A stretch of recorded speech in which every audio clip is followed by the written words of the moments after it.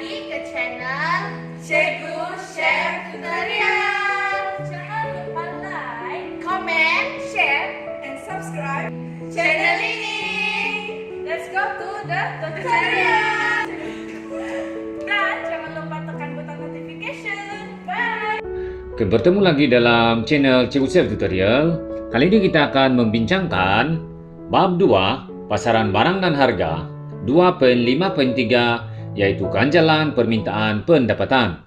Terdapat 4 bahagian yang dibincangkan, yaitu yang pertama adalah konsep ganjalan permintaan pendapatan, yang kedua fungsi ganjalan permintaan pendapatan atau tujuan pengiraan ganjalan permintaan pendapatan, yang ketiga adalah jenis barang, dan yang keempat adalah contoh pengiraan ganjalan permintaan pendapatan. Sekarang kita akan bincangkan ganjalan permintaan pendapatan. Sebelum ini kita sudah membincangkan ganjalan permintaan harga dan ganjalan permintaan silang. Oke, sekarang kita akan lihat ganjalan permintaan pendapatan. Ganjalan permintaan pendapatan mengukur darjat tindak balas peratus perubahan kuantiti diminta sesuatu barang kesan perubahan pendapatan pengguna. Ini bermakna ganjalan permintaan pendapatan akan melihat atau mengukur tindak balas perubahan kuantiti diminta apabila pendapatan pengguna meningkat. Bermakna sekiranya pendapatan pengguna meningkat, apa yang terjadi kepada kuantiti diminta. Dan melalui konsep ini kita akan dapat melihat ataupun mencipta rumus ganjalan permintaan pendapatan, yaitu ganjalan permintaan pendapatan bersamaan peratus perubahan kuantiti diminta dibahagi dengan peratus perubahan pendapatan. Seterusnya, yang ketiga kita akan melihat rumus ganjalan permintaan pendapatan. Rumus utama bagi ganjalan permintaan pendapatan adalah ganjalan permintaan pendapatan bersamaan dengan peratus perubahan kuantiti diminta dibahagi dengan peratus perubahan pendapatan. Dan rumus ini kita boleh ringkaskan menjadi EY sama dengan peratus perubahan Q, segitiga itu adalah perubahan, dibahagi peratus perubahan Y. Ini sebenarnya adalah ringkasan kepada rumus utama. Oke, kemudian daripada rumus yang telah diringkaskan, kita akan dapat satu rumus yang lebih lengkap, yaitu EY sama dengan Q1 tolak Q0 bahagi Q0 darab 100 bahagi Y1 tolak Y0 bahagi Y0 darab 100. Ini bertujuan untuk melihat ataupun menghitung peratus perubahan kuantiti dan peratus perubahan pendapatan. Oke, seterusnya, rumus ini boleh dijadikan menjadi lebih ringkas untuk memudahkan pengiraan seperti berikut. EY sama dengan Q1 tolak Q0 bahagi Q0 darab Y0 bahagi Y1 tolak Y0. Dan untuk memudahkan pengiraan dan lebih senang untuk diingat, maka rumus ini kita akan susun semula seperti berikut, yaitu EY sama dengan Q1 tolak Q0 bahagi Y1 tolak Y0 darab Y0 bahagi Q0. Dan apabila kita melihat EY sama dengan ganjalan permintaan pendapatan, Q0 adalah kuantiti diminta asal, Q1 adalah kuantiti diminta baharu, Y0 adalah pendapatan asal, dan Y1 adalah pendapatan baharu. Perbincangan seterusnya adalah melihat jenis barang. Oke, kalau kita lihat di sini, sebelum kita melihat jenis barang, kita akan bincangkan dahulu tujuan ataupun fungsi mengapakah atau tujuan ganjalan permintaan pendapatan dihitung. Oke, sebenarnya ganjalan permintaan pendapatan dihitung bertujuan untuk mengenal pasti jenis barangan. Oke, terdapat 4 jenis barangan, yaitu yang pertama adalah barang bawahan, yang kedua barang mesti, yang ketiga barang normal, dan yang keempat adalah barang mewah. Oke, sekarang kita lihat secara ringkas apa itu barang bawahan, barang mesti, barang normal, dan barang mewah. Oke, kita lihat grafik di sebelah. Barang bawahan mempunyai nilai ganjalan yang negatif. Kita lihat di sana negatif. Contohnya negatif 2, negatif 3, atau apa-apa saja nombor yang bernilai negatif. Oke, yang kedua, barang mesti. Bagi barang mesti, nilai ganjalan pendapatan adalah sifar, yaitu kosong. Oke, bagi barang normal pula, nilai keanjalan pendapatan adalah positif. Tetapi dia berada di antara 0 dan 1. Dia berada di antara 0 dan 1. Mungkin 0.1, 0.2, 0.3 dan seterusnya 0.9. Itu adalah barang normal. Manakala bagi barang mewah juga bernilai positif, tetapi nilainya adalah lebih besar daripada 1. Mungkin 2, mungkin 10 dan seterusnya. Oke, sekarang kita akan lihat contoh pengiraan dan seterusnya penjelasan tentang setiap jenis barangan tersebut. Oke, lihat jadwal. Dalam jadwal ini merupakan jadwal permintaan, yaitu kolom yang pertama adalah pendapatan, manakala kolom kedua adalah kuantiti diminta. Oke, pada kolom pendapatan, nilai pendapatan adalah RM10 dan RM20, manakala kuantiti diminta adalah RM20 dan RM10. Soalan dia, hitungkan keanjalan permintaan pendapatan apabila pendapatan meningkat dari RM10 kepada RM20. B.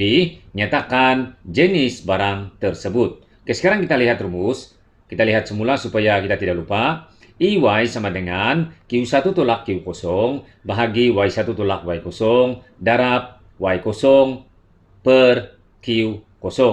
Oke, penyelesaiannya EY, kita tulis semula rumus. Tetapi perlu diingat, dalam penyelesaian perlu ditulis rumus yang lengkap, yaitu ganjalan permintaan pendapatan bersamaan dengan peratus perubahan kuantiti diminta dibahagi dengan peratus perubahan pendapatan.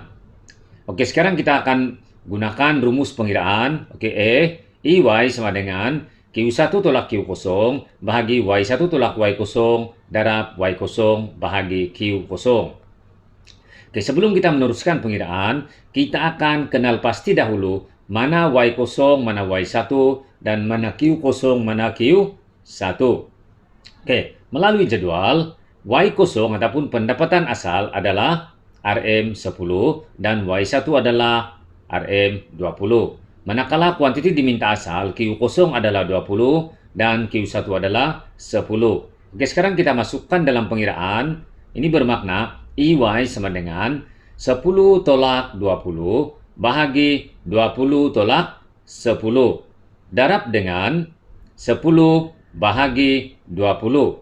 Dan seterusnya kita dapat negatif 10 bahagi 10 darab 1 per 2. Dan kita dapat negatif 10 per 20. Dan akhirnya kita dapat EY bersamaan dengan negatif 0.5.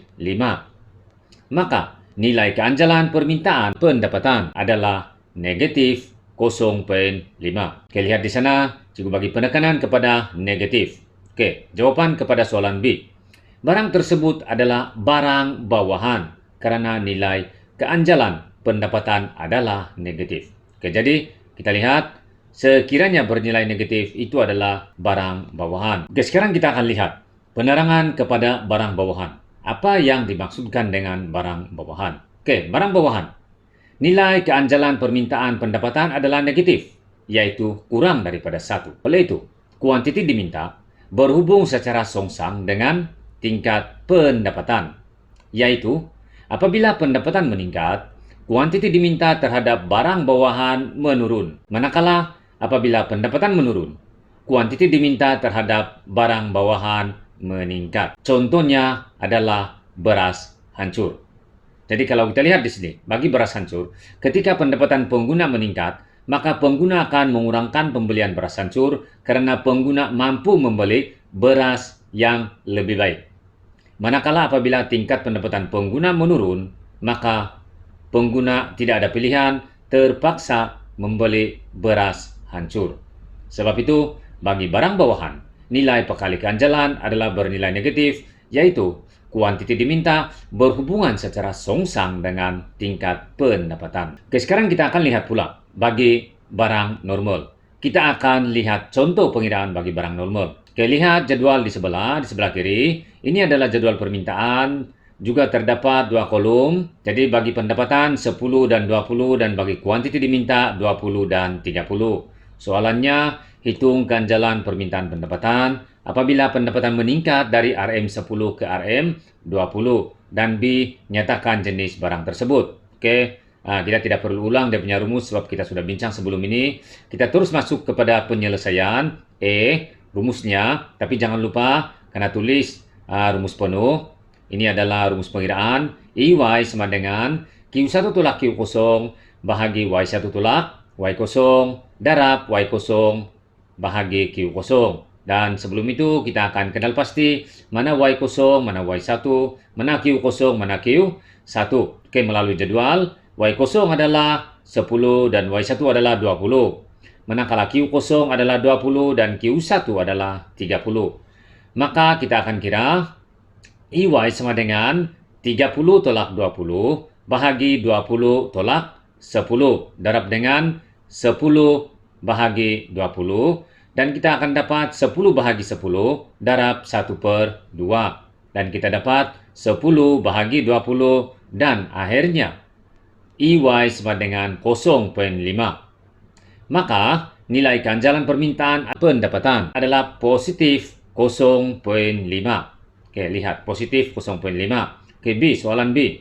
Barang tersebut adalah barang normal karena nilai ganjalan pendapatan adalah positif tetapi kurang daripada 1. Sekarang kita akan lihat penjelasan lebih terperinci apa itu barang normal. Oke, barang normal adalah nilai perkali keanjalan permintaan pendapatan adalah positif, tetapi kurang daripada 1. Ini bermakna kuantiti diminta berhubung secara langsung dengan tingkat pendapatan, yaitu apabila pendapatan meningkat, tambahan kuantiti diminta adalah lebih kecil daripada tambahan pendapatan. Oke, jadi kalau kita lihat di sini, dia berhubung secara langsung, tetapi tambahan kuantiti diminta adalah lebih kecil daripada tambahan pendapatan. Manakala apabila pendapatan menurun, kurangan kuantiti diminta lebih kecil daripada pengurangan pendapatan. Contoh bagi barang normal adalah seperti ikan, ayam, baju, dan kasut. Sekarang kita lihat apa itu barang mesti. Oke, kita lihat satu contoh pengiraan. Oke, lihat jadwal di sana. Kolom yang pertama adalah pendapatan dan kolom kedua adalah kuantiti. Oke, bagi pendapatan 10 dan 20 dan kuantiti diminta 20 dan 20. Soalannya adalah hitungkan ganjalan permintaan pendapatan apabila pendapatan meningkat dari RM10 ke RM20. B, nyatakan jenis barang tersebut. Oke, sekali lagi kita tidak perlu bincang terperinci apa rumus sebab kita sudah bincang sebelum ini, maka kita terus kepada penyelesaian. Oke, penyelesaiannya EY sama dengan Q1 tolak Q0 bahagi Y1 tolak Y0 darab Y0 per Q0. Jadi kita akan lihat dahulu apa itu Y0, Y1, Q0 dan Q1. Oke, Y0 adalah 10 dan Y1 adalah 20. Manakala Q0 adalah 20 dan Q1 juga 20. Oke, jadi pengiraannya EY sama dengan 20 tolak 20 bahagi 20 tolak 10 darab 10 per 20 sama dengan 0 bahagi 10 darab 1 bahagi 2 bersamaan dengan 0 bahagi 20 dan kita dapat EY sama dengan 0 atau sifar. Maka nilai keanjalan permintaan pendapatan adalah sifar.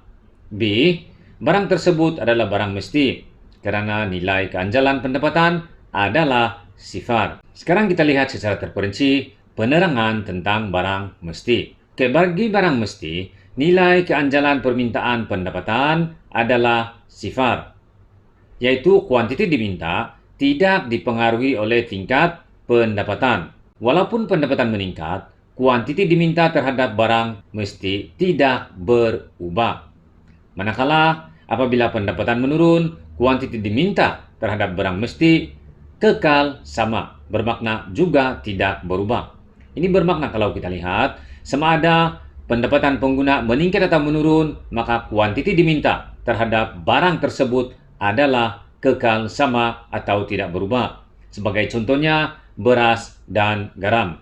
Ini bermakna beras dan garam adalah barang mesti dan kuantiti diminta terhadap beras dan garam adalah tidak dipengaruhi oleh tingkat pendapatan pengguna. Sekarang kita lihat jenis barangan yang keempat dan terakhir yaitu barang mewah. Sekarang kita akan lihat satu contoh pengiraan sebelum kita melihat penerangan yang lebih terperinci. Oke, berikut adalah jadwal bagi barang mewah. Kita lihat di sana, kolom pertama adalah pendapatan dan kolom kedua adalah kuantiti diminta. Oke, bagi pendapatan 10 dan 20 dan bagi kuantiti diminta 20 dan 60. Oke, soalannya hitungkan ganjalan permintaan pendapatan apabila pendapatan meningkat dari RM10 ke RM20 dan B. Nyatakan jenis barang tersebut.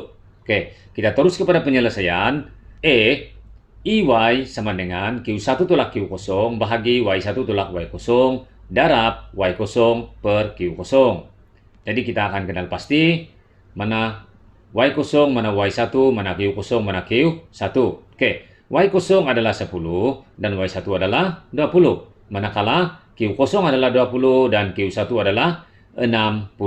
Oke, jadi sekarang kita akan hitung EY sama dengan 60 tolak 20 bahagi 20 tolak 10 darab 10 per 20. Dan kita dapati 40 per 10 darab 1 per 2. Dan kita dapati 40 per 20 dan akhirnya kita dapat EY bersamaan dengan 2. Maka nilai keanjalan permintaan pendapatan adalah positif 2. B.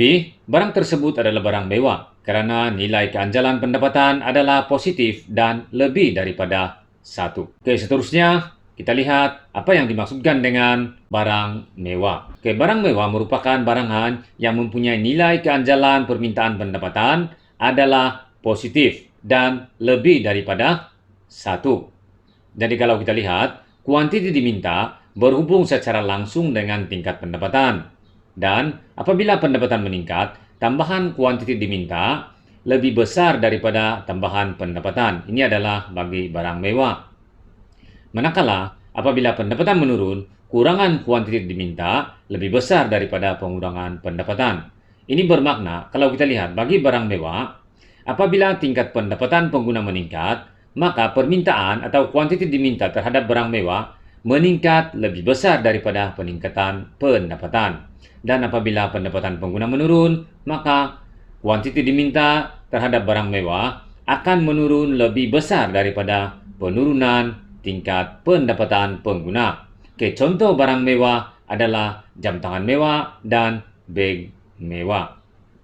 Oke, sekarang kita sudah membincangkan keanjalan permintaan pendapatan dan kita telah membincangkan kaedah penghitungan dan seterusnya penerangan bagi setiap jenis barangan. Untuk itu, pada pertemuan yang akan datang kita akan membincangkan keanjalan penawaran. Oke, sekian pertemuan pada kali ini dan bertemu lagi pada tutorial yang akan datang. Sekian, terima kasih.